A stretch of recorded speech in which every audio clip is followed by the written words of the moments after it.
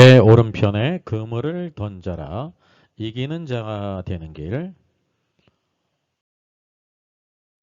예, 요한계시록 인사이드가 결국 나왔습니다. 더 일찍 나왔습니다. 감사합니다. 구매 안내입니다. 11장까지 있고요.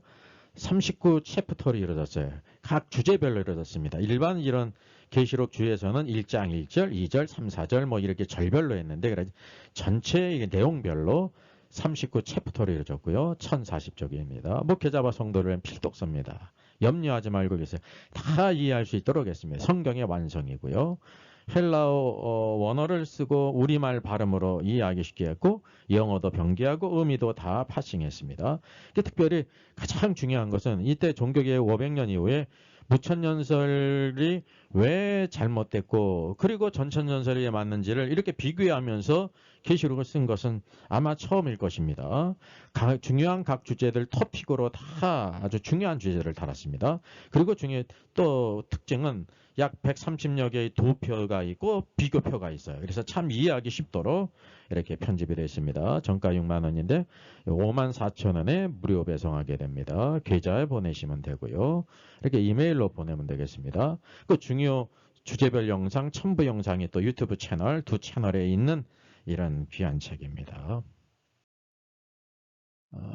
요한복음 21장은 예수님께서 부활하신 후 세 번째 제자들에게 나타나셨죠. 밤새도록 그 그물을 던져 물고기를 잡고자 했지만 한 마리도 잡지를 못했습니다. 이게 이제 기적이거든요.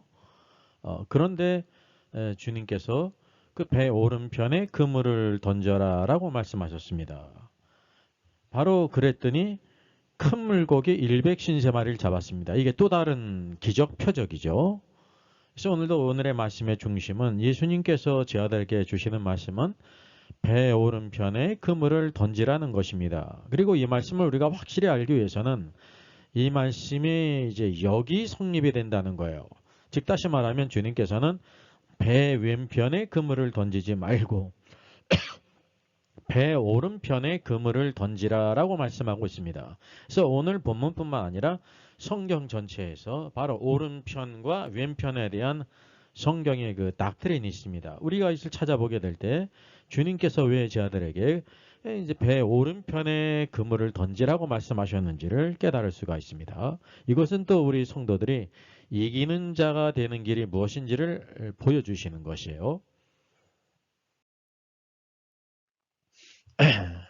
성경을 보게 되면 베노니와 베냐민에 대한 기사가 있습니다. 창세기 35장을 보게 되면 라헬이 이제 난산할 때 산파가 두려워하지 말라라고 말합니다. 지금 내가 등남하느니라. 이게 아들 두 번째 아들을 낳으며 그가 죽어갔는데 18절 그가 죽게 되어 그의 혼이 떠나려 할 때라고 말씀하고 있습니다. 죽음이라는 것은 무엇이냐면 오늘 성경 말씀에 있는 것처럼 그의 혼이 몸을 떠나가는 거예요. 혼이 떠나가는 것이 죽음이라고 하는 사실이죠. 이게 성경에서 그대로 보여주고 있어요. 그때 바로 이 낳은 아들의 이름을 라헬은 베논이라고 불렀습니다. 이제 베논이라는 이름은 소극적인 의미예요.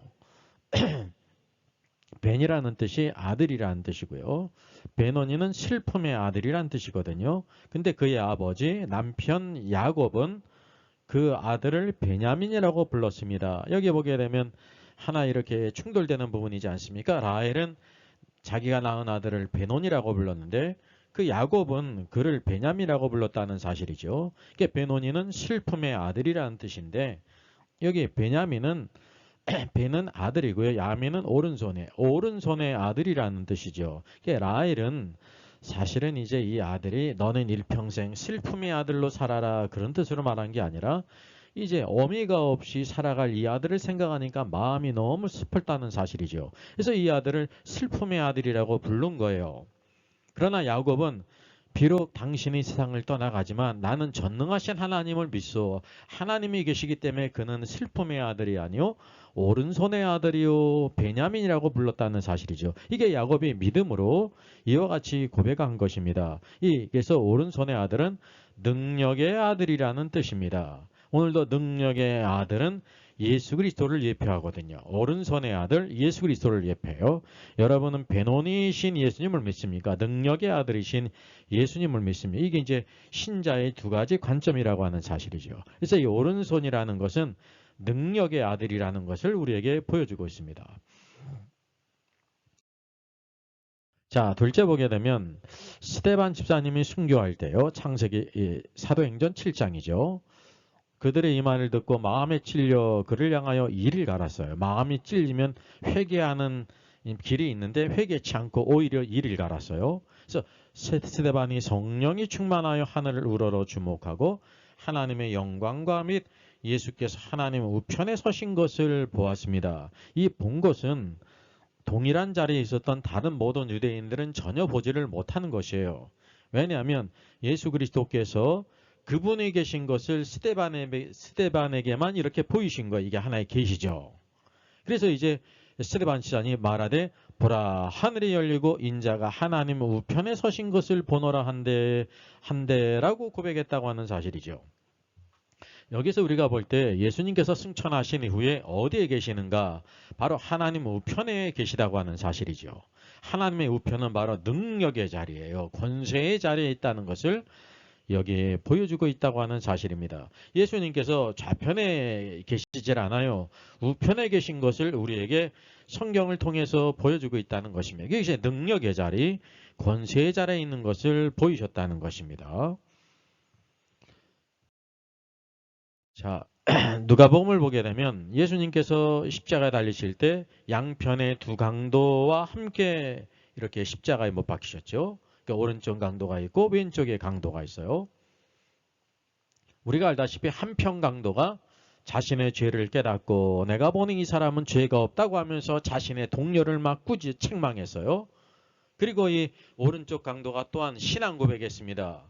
즉 다시 말하면 당신의 나라, 당신의 왕국이 임하실 때 나를 기억하소서라고 자신을 예수님께 의탁했어요. 지금 예수님께서는 비참하게 힘이 없이 십자가에 죽으심에도 불구하고 그 가운데 예수님이 메시아심을 믿었다고 하는 사실입니다. 그때 예수님께서 이 한편 강도에게 오늘 내가 나와 함께 낙원에 있으리라고 약속하셨죠. 그래서 한편 강도는 분명히 구원받았다는 사실입니다.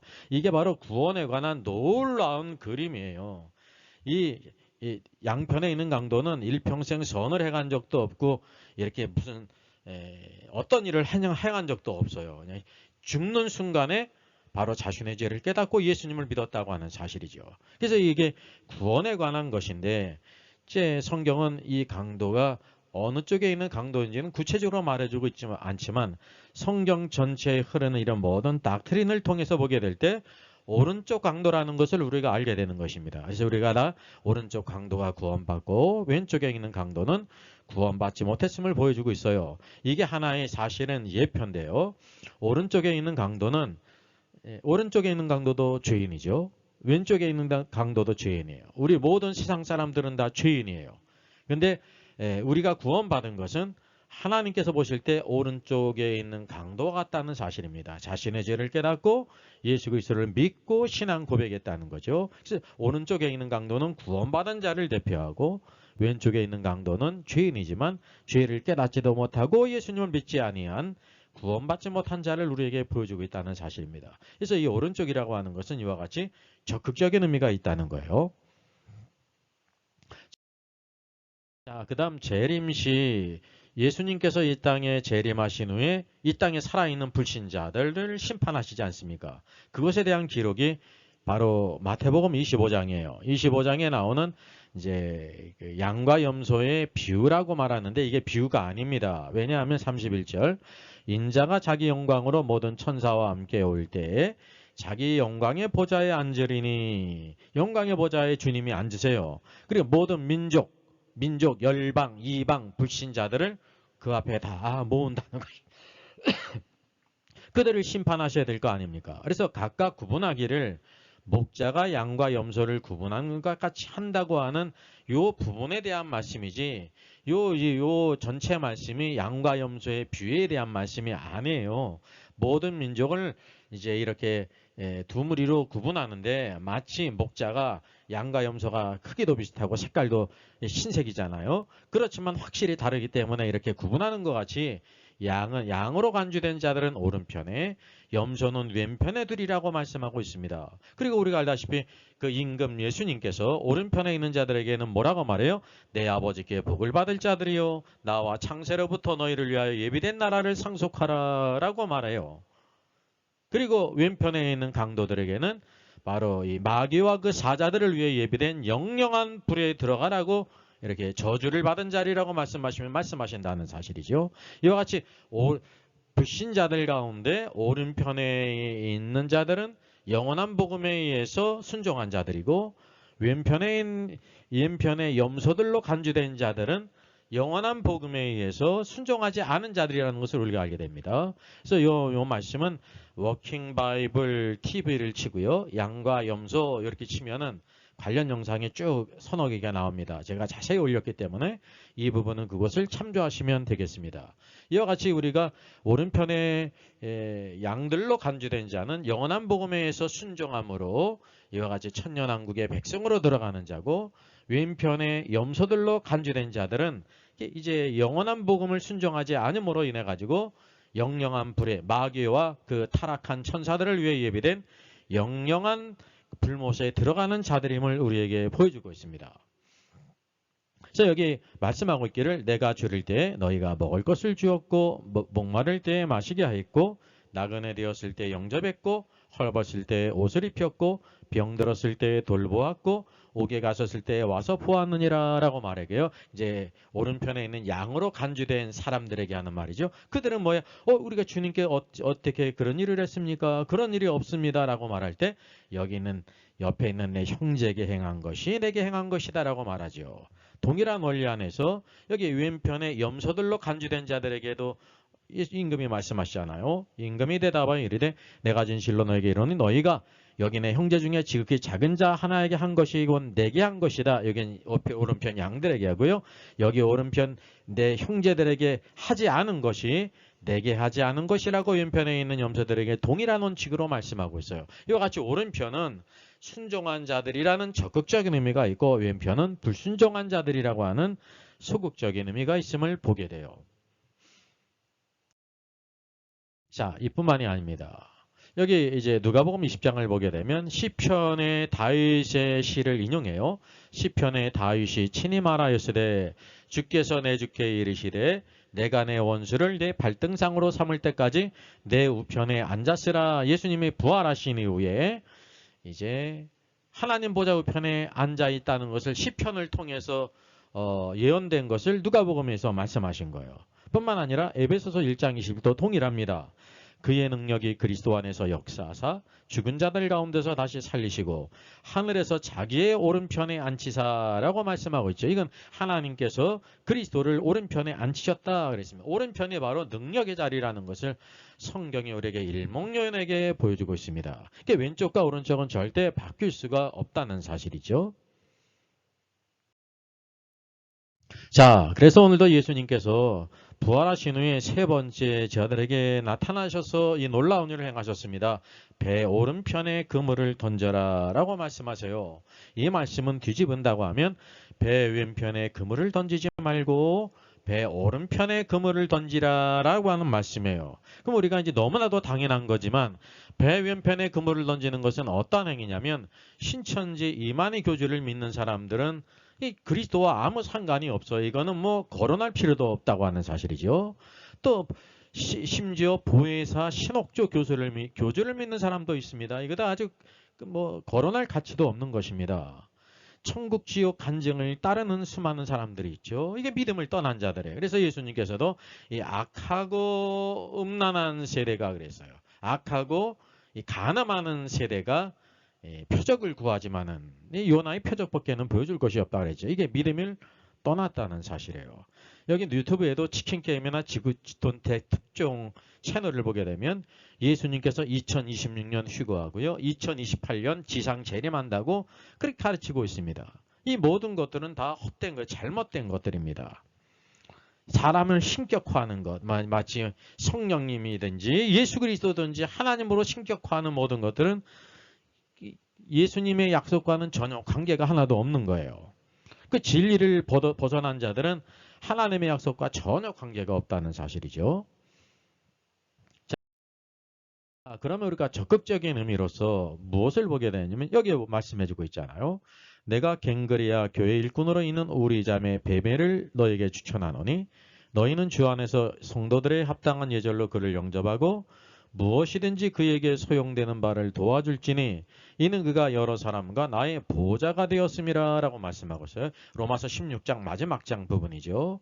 그래서 첫 번째로 갱그리아 교회 일꾼으로 있는 자매 베베를 추천하면서 무엇이든지 그에게 소용되는 바를 다 도와주라고 말해요. 그런 신임장을 그에게 주었다고 하는 사실이죠.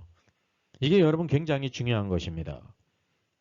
그 까닭이 바로 뭐냐면 그 베베 집사가 여러 사람과 나의 보호자, 사도 바울의 보호자가 됐다고 말해요. 이게 보호자라는 것을 우리가 좀 살펴볼 필요가 있어요. 이게 헬라어 프로스타티스인데요.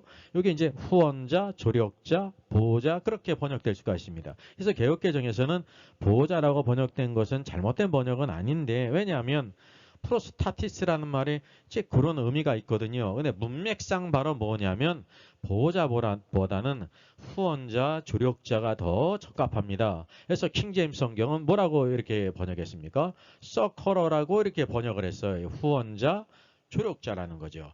베베 지사님은 단순히 신앙생활하는 그런 사람이 아니라 위로 그리스도를 섬기고 교회를 세우는 데 있어서 사도 바울에게 있어서 모든 성도들에게 뭐가 됐냐면 후원자가 되고 조력자가 됐다고 하는 사실입니다. 이게 바로 놀라운 일이라고 하는 사실이죠. 우리 모든 예수님을 믿는 성도들이 그저 예수님을 믿고 신앙생활하는 정도로 있다고 하면 그건 비기너예요. 초신자라는 거죠. 아무리 50년 신앙생활을 했을 때도 초신자의 신앙생활이라는 것입니다. 성경은 우리에게 구원하신 목적이 하나님의 역사를 위해서 오늘도 이 사명을 따라 살도록 부르셨다고 하는 사실이죠. 이게 베베 지사님이 교회의 일꾼으로서 사도 바울의 이런 후원자와 조력자가 되고 뿐만 아니라 여러 성도들, 여러 사람들의 후원자와 조력자가 됐어요. 즉 다시 말하면 여러 사람과 나의 보호자를 더하면 바로 뭐냐면 교회를 섬기는 자였다는 사실입니다. 그는 바로 배 오른편에 그물을 던지는 사람이었습니다. 얼마나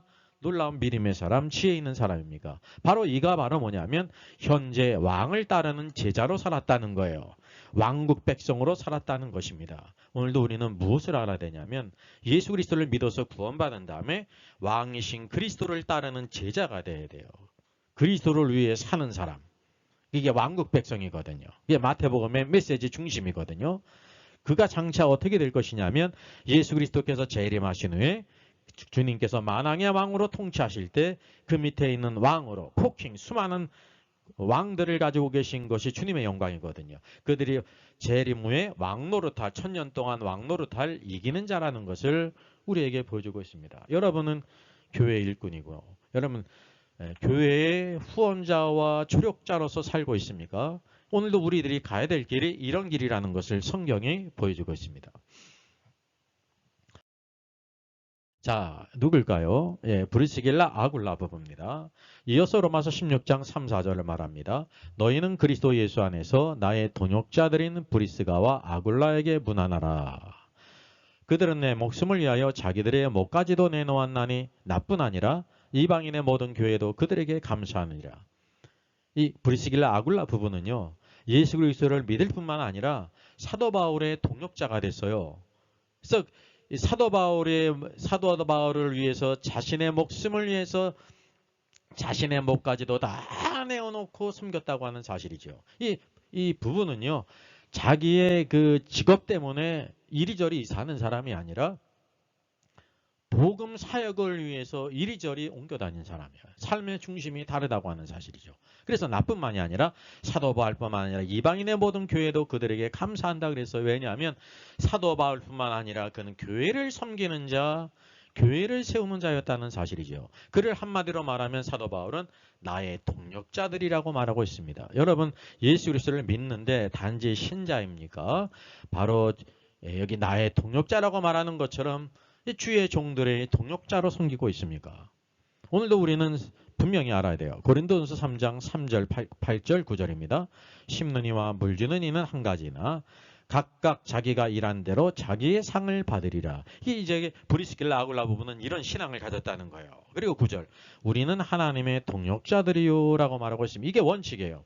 하나님께서 구원받은 모든 백성들은 다 너희들은 이제 하나님의 동역자라. 여기 브리스길라 아굴라 부부와 같이 베베 집사와 같이 사도 바울의 동역자가 되고 모든 교회를 섬기는 자로 살아라 라고 말씀하고 있는 것입니다. 단지 우리가 그렇게 사는 사람이 있고 그렇게 살지 않는 사람이 있는 거예요.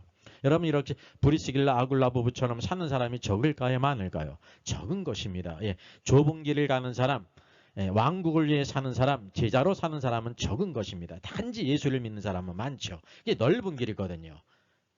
그래서 오늘도 우리가 하나님의 동력자가 되어야 된다는 사실을 기억할 필요가 있습니다. 그래서 브리스길라 아굴라 부부는 배 오른편에 그물을 던지는 신자였습니다. 뿐만 아니라 그는 왕을 따르는 제자고요. 왕국 백성으로 살았다는 것입니다. 오늘 이 시대에 우리가 왕국 백성으로서 왕을 따르는 제자로서 배 오른편에 그물을 던져야 되는 거예요.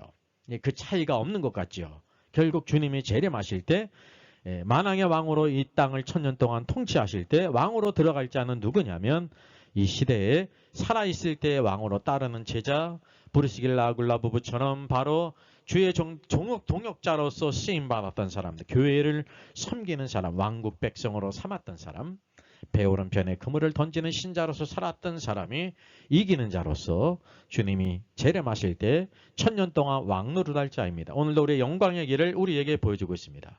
주님의 말씀은 어떤 이에게 주시는 것이 아니라 우리 모든 믿는 신자에게 주시는 말씀이에요. 여러분은 배 오른편에 그물을 던지는 지혜자가 되어야 할 것입니다. 자, 예수님께서 제자들에게 배 오른편에 그물을 던지라고 말씀하세요. 너희들은 배 오른편에 그물을 던지는 신자가 되라 라고 말씀하고 있습니다. 이 말은 곧 뭐냐면 배 왼편에 그물을 던지는 신자가 있다는 사실이죠. 두 종류의 신자가 있는 것입니다. 무엇을 선택해야 될지는 스스로가 결정하는 것입니다. 믿음은 선택이에요. 선택.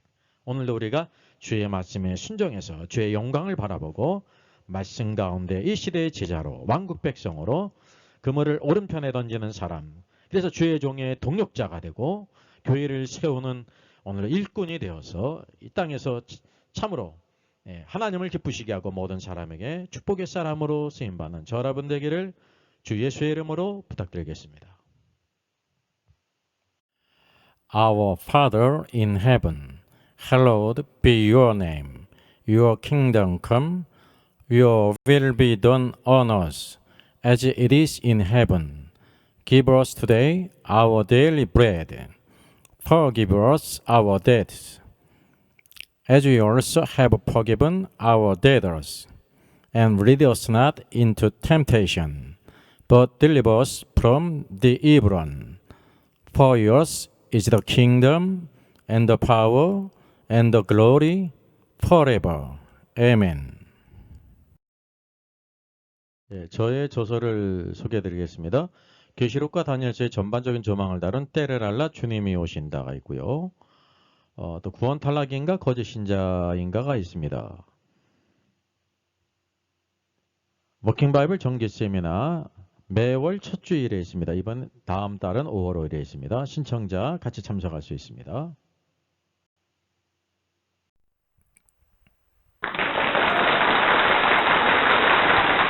수고하셨습니다. 워킹 바이블 연구소는 일선에서 수고하는 목회자님들과 성도들의 필요를 공급하고 세워갑니다. 매일 업로드가 되고 있습니다. 내일 영상을 참조하면 되겠습니다.